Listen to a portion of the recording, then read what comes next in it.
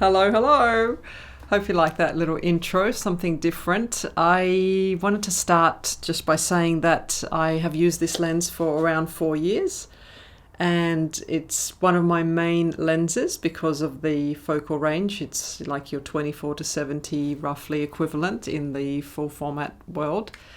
And it's been with me traveling, it's been with me at home. I've used it in night scenes, day scenes, and it has performed really well. And the type of photography and video that I do is street-based, documentary style, travel stuff at this stage.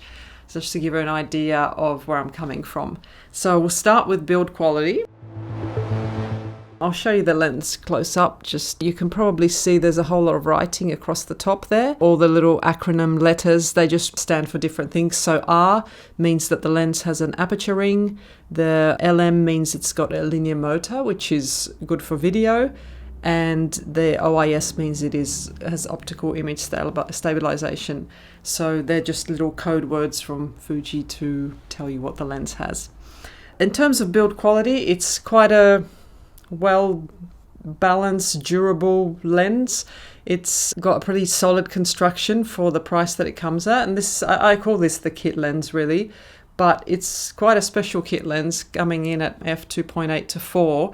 It's not sort of common to see that, or it wasn't in its time at least, those sort of apertures on a kit lens. So pretty good there. I'll just give you a bit of a close-up of the switches, etc. So build wise, you've got the focus ring at the front, you've got your zoom ring, and this zoom comes in and out as you do that. That's the longest it is. And you've got your aperture ring, which has a little click on it, you can probably hear. So also there's some buttons here, which is your image stabilization and your whether you want the aperture to be in auto or whether you're going to control by the ring. Another thing that's great about the lens is that it's quite light at 310 grams. It doesn't weigh too much. It doesn't make the camera feel, top heavy. It's really suits the style of camera that I'm using, which is the X-T4. And it's quite compact as well. So that's my hand, and it's easily, portable. You can put it away, and it doesn't take too much space when you're out and about. So yes, nothing bad really to say about the construction. I do have a little wish list at the end, which I'll share, but so far so good. So to sum up in one word, I would say that this lens is pretty solid. It's not let me down in any way. It still looks fairly new after 4 years, and I've used it quite a lot. It's not got any damage. I mean, I do take care of my lenses, but it's been through many photo shoots, video shoots, and it's really still performing really well. It's quite compact as well, so that's in my hand. It's very small. And it's lightweight, so you're not carrying this big 24-70 full frame lens, although it's equivalent to that focal range roughly. You've got a nice light lens that you can take anywhere, you can put away in the bag. It fits nicely on the camera and it's got a good balance. You don't feel like it's lens heavy or tilting the camera, and easy to carry around. I don't really have any bad things to say in the area of durability and build. Does get a little bit of fluff in the front there, but that's just a minor little thing. I mean, I think it's just the way these things are at the front, but I've not had any issues, even with the barrel that extends. And potentially can have dust and all sorts of issues. I've not had many problems. So I can say that the build quality is really good for a lens, for a kit lens,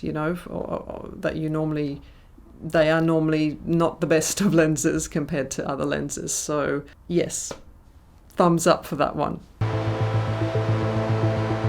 Moving on to focal length, I've covered it a little bit briefly, saying that it's a 18 to 55, which is equivalent to 27 to 84, which is very close to the standard 24-70. That range is, you can shoot basically 90% of everything, 100% of everything if you need with that lens, other than getting macro or very wide shots, very zoomed in shots. But that focal range is just really workable for almost every shoot. You can, go from portraits to landscape to street to, food, I don't know, whatever you want to shoot. And it performs really well at all the different focal lengths. It's got a little marker there for some of the focal lengths, I think 18, 23, 35 and 55. The 55 is really nice. It's got nice bokeh. I'll mention that in a couple of sections. But yeah, the 18 is also wide enough to get your sort of establishing shots. And then you can have your nice close-ups with the 55. No complaints there. Like, I do use this lens a lot. Obviously, it's not a 1.4 lens, so you're not getting, the low light performance of a prime lens, but it's very well equipped to cover from night to day and all sorts of different styles of photography and video. The lens comes with inbuilt optical image stabilization. It's got a little switch where you can just flick that on and off quickly if need be, and that allows you to shoot handheld more confidently and lower your shutter speeds. It just eliminates all the little micro jitters in video as well. So it's quite a good feature, and also allows the lens to be a little bit more compatible with the older cameras. So for example, if you've got an X-T3 which doesn't come with image stabilization in the camera, then this lens will serve you well because it's more adaptable to the older models that don't have stabilization. The autofocus has been really quiet and smooth in this, which is awesome for video. So I do a lot of video work with this lens, especially if I'm away. I'll just take the one lens and do all my photos and videos with this one. I've got it into movie mode. Mic's just here, and I'll just sort of move my hand so it can focus, and we'll see if we can hear anything. Yeah, it's super, super quiet. So really impressive. It doesn't interfere with any of the video work, which is sometimes hard to find with some of the other lenses, and especially of this age. This is nearly 12 years old.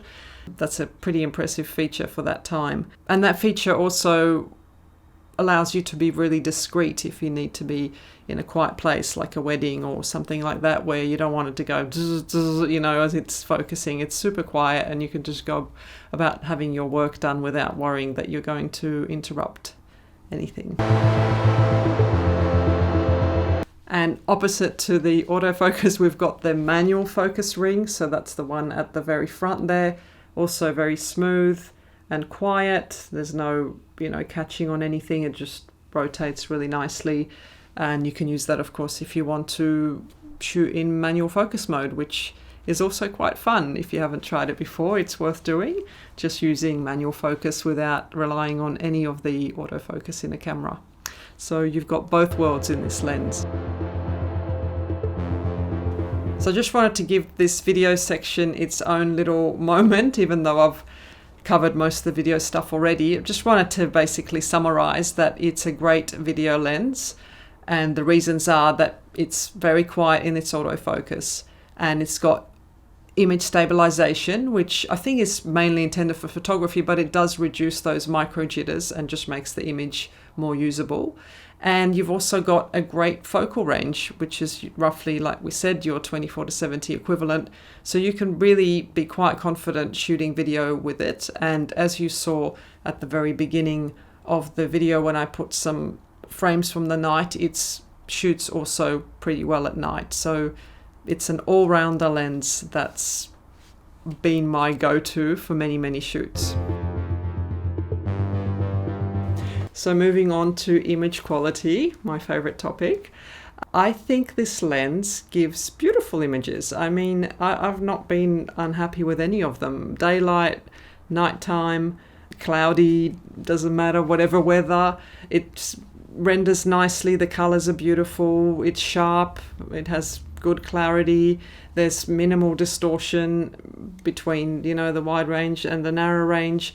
I think it produces really, really nice images. And if I were to say anything about it, I guess it's like a very nice base lens. You can put filters on it if you want to make it a little bit more, dreamy or, a bit more clear, whatever you want. But it's a really nice base lens that does just all the basics that you need, and it doesn't fail in the image department. It does really well. So yeah, you can be very creative, or you can just have it as is, and the image is great straight out of the box. In regards to night photography, I think that this lens is actually exceptional for what it is. I mean, it's a kit lens, and I've had no issues shooting an entire night scene shoot and being able to use that footage to produce a little short film for YouTube. So I don't think there's any issues. Obviously, you have to push your ISO a little bit higher, and you're not going to get, those beautiful bokehs you would with a much faster aperture. But I think as a whole, it performs really well, and I feel confident taking it out as my only lens at night. Value for money, I think, is really good with this lens because of what you're getting with it. You're not just getting, a fixed focal length that you have to work around. This is a lens that gives you all the options. You can basically shoot, a mini movie with it if you want. You've got your wide shots, you've got your medium shots, you've got your zoomed in stuff. You can do all sorts of photography with it, from, wildlife to street to car to food, whatever you want. And I think going off that and its durability, its, optical stabilization, the switches, the autofocus, the quiet, operation of it, I think all those features added together make up a great lens for the price that it is. So in my opinion, it's really good value. So that brings me to my wish list, the 3 things that I would love to see changed in this lens. So first of all would be weather sealing. That's just to sort of proof myself against any weather elements. I haven't had any close calls, but there's always, a bit of rain or something that can happen, and it just takes that stress away where you're not worrying about your lens if it's getting splashed or if you get caught out in a storm or something like that. So weather sealing would be great. The second one would be with the zoom. It comes out as we've seen, and I haven't had issues with anything entering through there, but I would imagine it could be a problem. And also if you're using a gimbal, that's also a problem because you've got balancing issues where the lens is coming in and out. And if you have it, strapped on your hip and you're shooting at 55 and then you put it down, it might go in a little bit, it might get bumped. So it's sort of on your mind, the fact that the lenses can come in and out like that. So I would really ideally have that all solid, so the zooming is within rather than on the outside. And the last wish would be simple one, but just in terms of the markings. I think I thought I was upside down for you. The aperture ring doesn't have any markings, so you have to be watching the screen to find out what aperture you're on. And I would like that to be. It does have little clicks. They're quite good and nice to turn, easy to turn, but it doesn't have the actual stops on it. It'll be great just to be able to see it and put it into f4 or whatever, so you don't have to keep sort of referencing the monitor. You can just do it off the lens. Maybe it's like that because the way it has that, the wider aperture is variable. So actually I didn't mention that. So when you saw the title, it says f2.8 to 4, and then on the other ranges f22, but the f2.8 means that at its widest is 2.8, but when you're out at 55 it's actually f4.